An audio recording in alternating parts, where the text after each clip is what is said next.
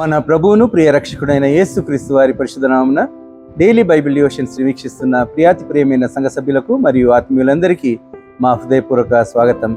ఈనాటి మన Bible డివోషన్స్లో righteousness, యథార్థత అనే అంశంపై దైవ సందేశాన్ని విందాం.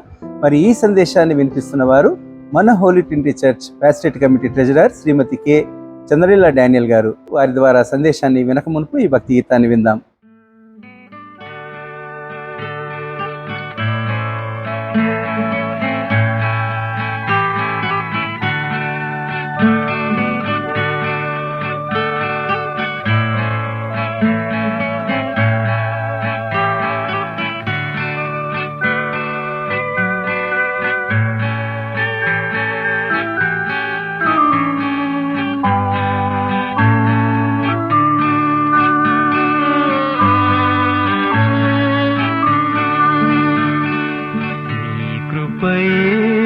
చాలును నా ప్రభువా, నీ కృపయే చాలును అనుక్షణము, నీ కృపయే చాలును నా దేవా, నీ కృపయే చాలును నా ప్రభువా, నీ కృపయే చాలును అనుక్షణము, నీ కృపయే చాలును నా దేవా.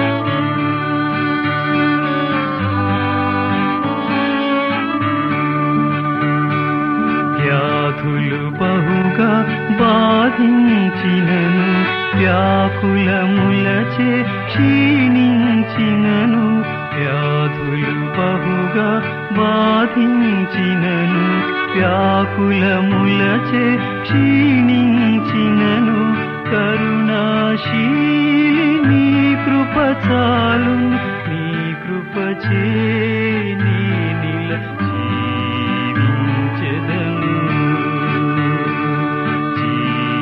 జీవించెదను,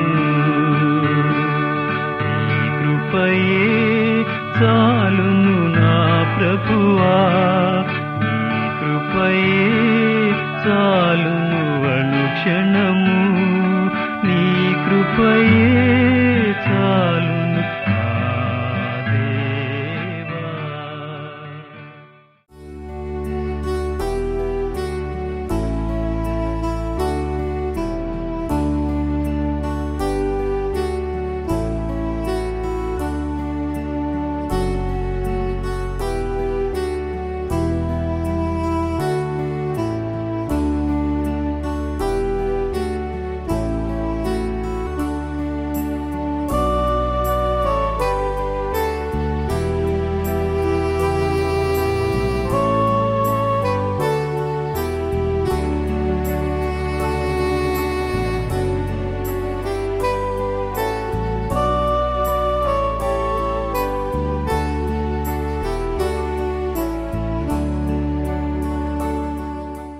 డైలీ బైబుల్ డివోషన్స్ వింటున్న మన ప్రేక్షకులందరికీ దేవాది దేవుని నామమున శుభములు తెలియజేస్తున్నాము.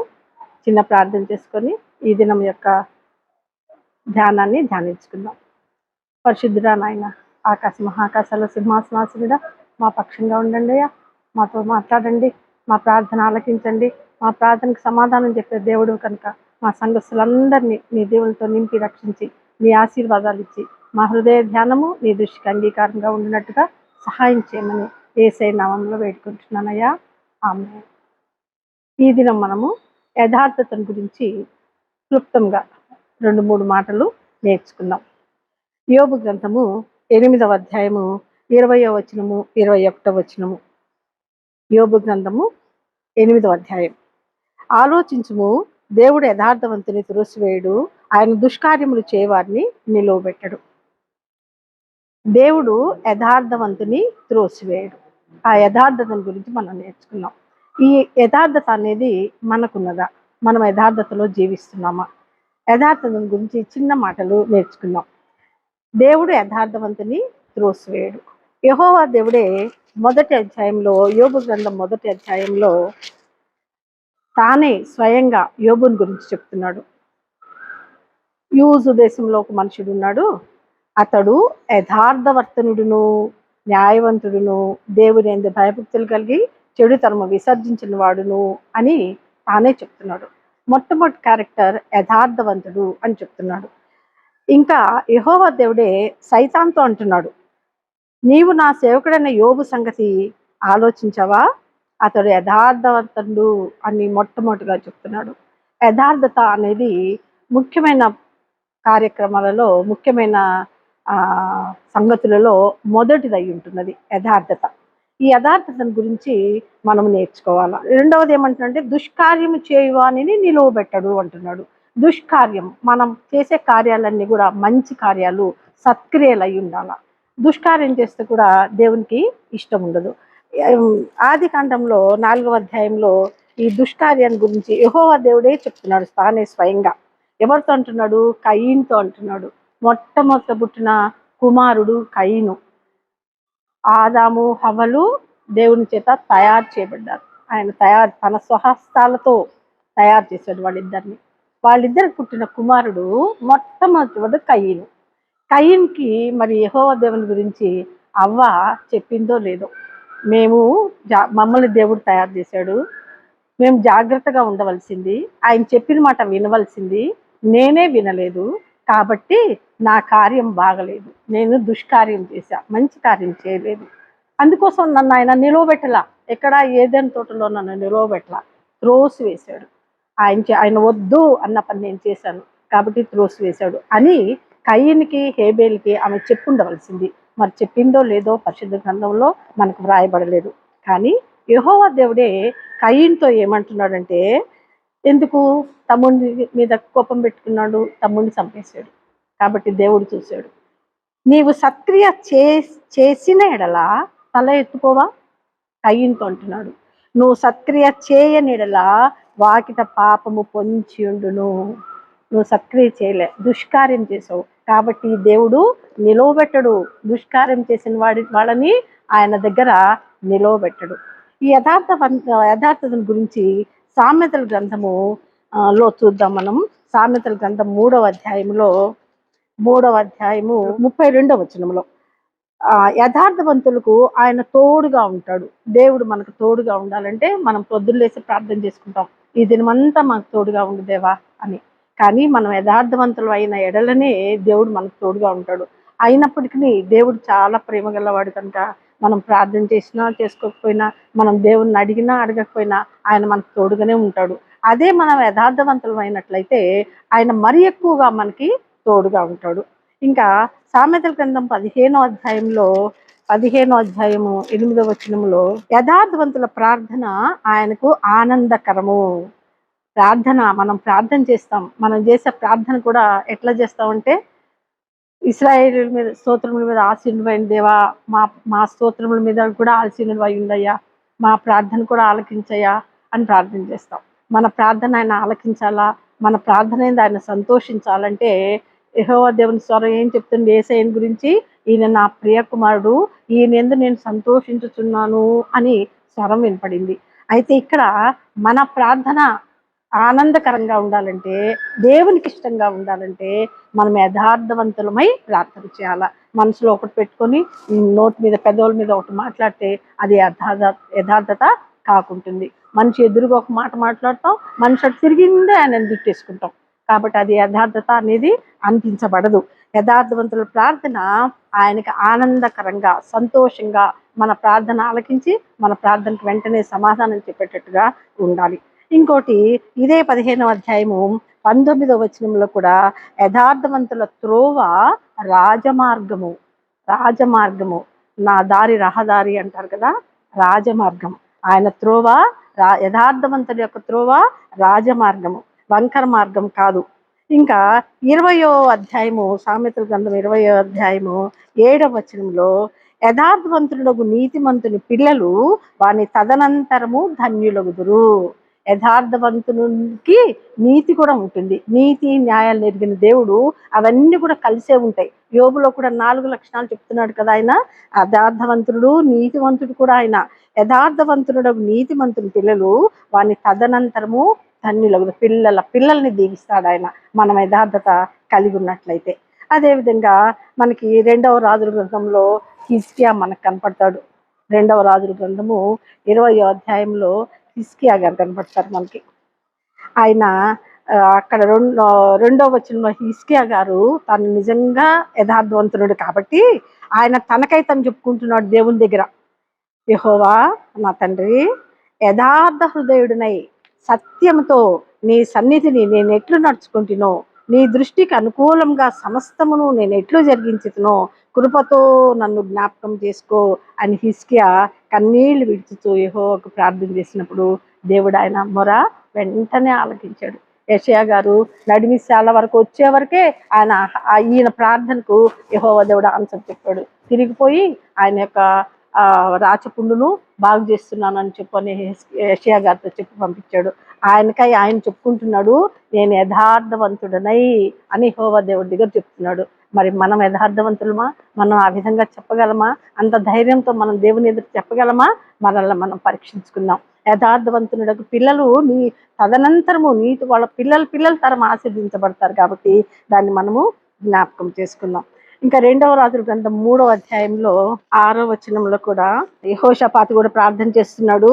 నేను నీ వాడనై ఉన్నానయ్యా, నేను యథార్థంతో ఉన్నానయ్యా అని మొరపెడుతున్నాడు. కాబట్టి యథార్థవంతులైతే ఆయన మార్గంలోనే మనము ఉంటాము. 2వ సమూయేలు గ్రంథంలో కూడా 22వ అధ్యాయము 24వ వచనము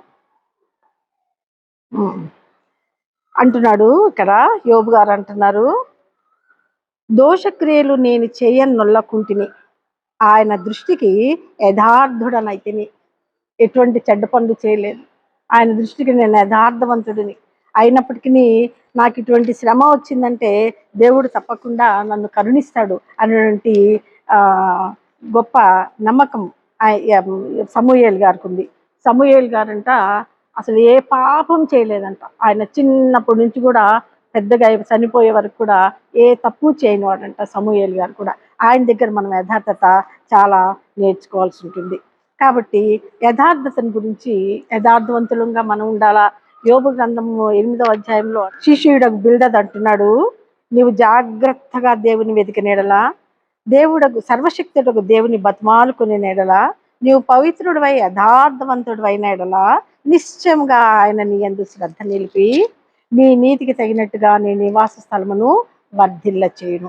అప్పుడు నీ స్థితి మొదట కొద్దిగా నుండినను తుదకు నువ్వు మహాభివృద్ధి నొందుదు. ఎంత మంచి మాట చెప్తున్నాడు చూడండి. ఫ్రెండ్స్ 3 వచ్చారు కదా యోబు గారి దగ్గరికి. ఆయన అంటున్నాడు, నువ్వు జాగ్రత్తగా దేవుని వెతికినేడలా. ఆయన వెతకలేదా? ఆయన చాలా మంచివాడు, యథార్థవంతుడు కదా యోబు గారు. అయినప్పటికీ కూడా ఫ్రెండ్స్ వచ్చి సలహా ఇస్తున్నారు, నువ్వు జాగ్రత్తగా దేవుని వెతికినేడలా, సర్వశక్తులకు దేవుని బతిమాలుకొని నేడలా. మనం దేవుని వెతకాలా, దేవుని బతిమాలుకోవాలా, పవిత్రుడు అయి ఉండాలా, యథార్థవంతుడు అయి ఉండాలా. ఈ 4 లక్షణాలకు మనం కలిగి ఉంటే నిశ్చయంగా ఆయన మన యందు శ్రద్ధ నిలుపుతాడు. మనల్ని వదిలిపెట్టుకోడు ఆయన. యథార్థత మనం నేర్చుకొని ఉన్నట్టయితే, పవిత్రులమై ఉన్నట్టయితే, దేవుని మనం వెతికినట్లయితే, ఆయనను బతిమాలుకున్నట్టయితే తప్పకుండా మన యందు ఆయన శ్రద్ధ నిలిపి ఆయన ఏం చేస్తాడంట, నీ నీతికి తగినట్లుగా నీ నివాస స్థలమును వర్ధిల్ల చేయును. బిల్దదు స్నేహితుడు అంటున్నాడు, నువ్వు చాలా నీతిమంతుడివే కాబట్టి నువ్వు ఎంత నీతిమంతుడివో దానికి తగినట్టుగా నీ నివాస స్థలాన్ని వర్ధిల్ల చేస్తాడు. నువ్వు మొదలు కొద్దిగా ఉంటే తర్వాత నువ్వు మహాభివృద్ధి నొందుతావు. మనం 42వ అధ్యాయంలో చదువుతాం, చివరి అధ్యాయంలో చదువుతాము. 2 అంతలు మేలు కలుగు చేశాడు కదా, 2 అంతలు మేలు కలుగు చేశాడు ఆయన. యెహోవా యోబును మొదట ఆశీర్వదించినంతటి కంటే కూడా మరీ అధికంగా ఆశీర్వదించాడు. అతనికి 14,000 గొర్రెలు, అంతకుముందు 7,000 ఉండేది, 7 ఏళ్ళు 14,000, 6,000 ఒంటెలు, 1000 జతల ఎడ్లు, 1000 ఆడుగాడిదలు, డబ్బులు అన్ని డబ్బుల్ మెజర్లో ఆయనకు అనుగ్రహించాడు. యథార్థత మనం కలిగి ఉన్నట్టయితే మనకు తప్పకుండా దేవుడు రెండంతల ఆశీర్వాదాన్ని మనకిస్తాడు.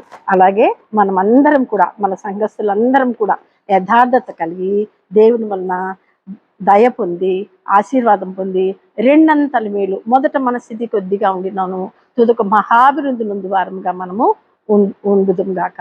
దేవునికి వందనాలు. మీ అందరికీ శుభములు తెలియజేస్తున్నాను.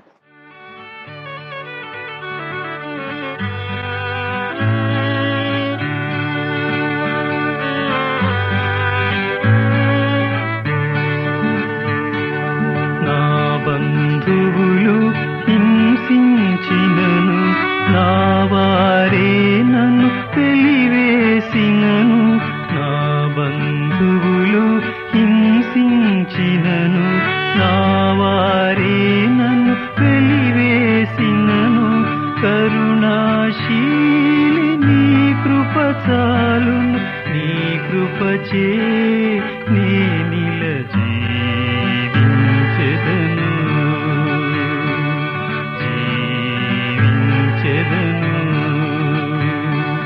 నీ కృపయే చాలును నా ప్రభువా, నీ కృపయే చాలును అనుక్షణము.